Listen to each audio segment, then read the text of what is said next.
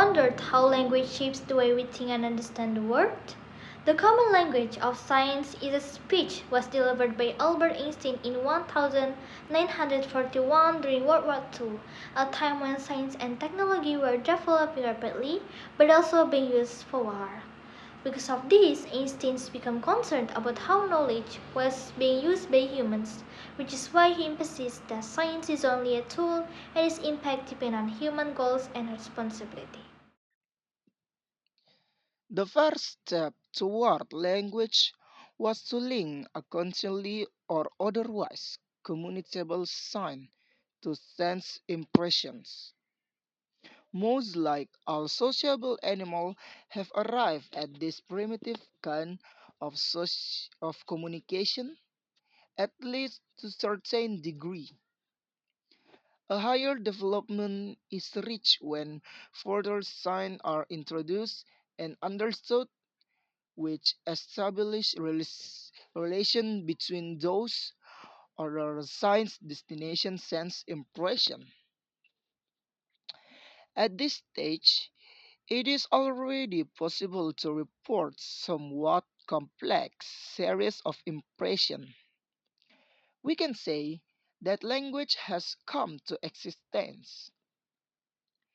If language is to lead at all to understanding, there must be a rule concerning the relation between the sign on the one hand. On the other hand, there must be a stable correspondence between sign and impression. In the childhood, individuals connect by the same language, grasp their rules and relation made by intuition. When men become conscious of the rule concerning the relation between sign, so-called grammar of language is established. In an early stage, the word may correspond directly to impression. At the later stage in direction connection is lost in form as some words convey relation to perception only if used in connection with other words. For instance, such words as is, or thing. The word group rather that single word refer for perception. When language became thus partially independent from the background of impression, a greater inner coherence is gained. Only at this further development where frequent use is made of so-called abstract concepts, language becomes an instrument of reasoning in the true sense of the word.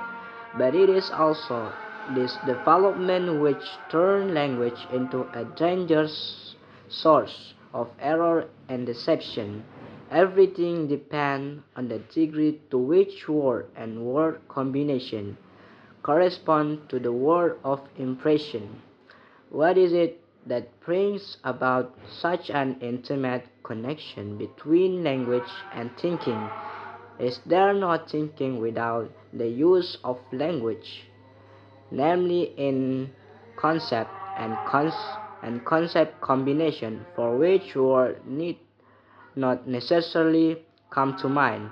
Has not everyone of struggle for word although the connection between things was already clear? We might be inclined to attribute to the, to the act of thinking complete independence from language if the individual form of were able to form his concept without the verbal guidance of his environment. Yet most likely the mental shape of an individual growing up under such conditions would be very poor. Thus, thus we may conclude that the mental development of the individual and his way of forming concepts depend to a high degree upon language. This makes us realize to what extent the same language means the same mentality and the same thinking and language are linked together. What distinguishes the language of science from language as we ordinarily understand the world? How is it that scientific language is international? What science tries for is an utmost acuteness and clarity the concept as regards their mutual relations and their correspondence to sensory data. As an illustration, let us take the language of Euclidean geometry and algebra. They manipulate with a small number of independently introduced concepts, respectively symbols such as integral number, the straight line, the point, as well as with signs which designate the fundamental operations. That is the connections between those fundamental concepts. This is the basis for the constructions respectively definitions of all other statements and concepts. The connections between concept and statements on the one hand and the sensory data on the other hand is established through acts of counting and measuring whose performance is sufficiently well determined. The supranational character of scientific and concept and scientific language is due to the fact that they have been set up by the best brains of all countries and all time, in solitude and yet in cooperative, for as regards the final effect, they credit the spiritual tools for the technical revolution which have transformed the life of mankind in the last centuries.